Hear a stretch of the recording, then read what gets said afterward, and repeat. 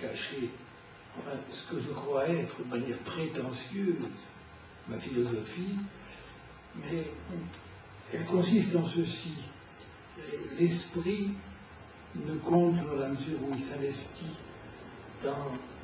au dehors, dans l'ingéniosité, dans ses constructions, dans ses outils, dans ses appareils.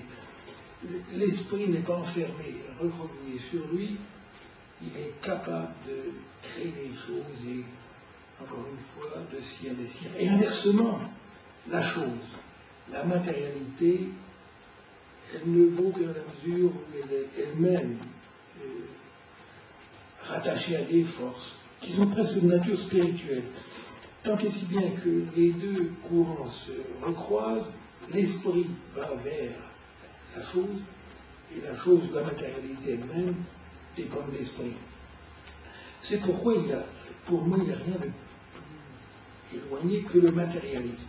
Et je me suis forgé un mot, je suis matériologue, pour dire la richesse de la matière dont je donnerai des échantillons.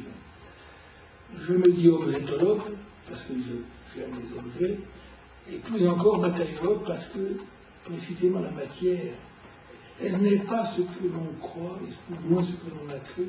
Descartes l'a trop diminué, il la voyait simplement équivalente à la spatialité, et sans lien entre les éléments parthèse et extraparthèse. Alors que la matérialité, comme je vais essayer de le montrer, elle est pleine de ressources. Et elle est donc pour le philosophe un territoire, un monde tout à fait irremplaçable. Malheureusement, le physicien accorde peu de poids à la matérialité, même il va tout de suite vers la théorie, la mathématisation du réel. À qui devons-nous nous adresser pour cette exploration du territoire matériel? Il faut le reconnaître, ce sont souvent les artistes, les manipulateurs, les plasticiens qui vont nous révéler ce que nous souhaitons.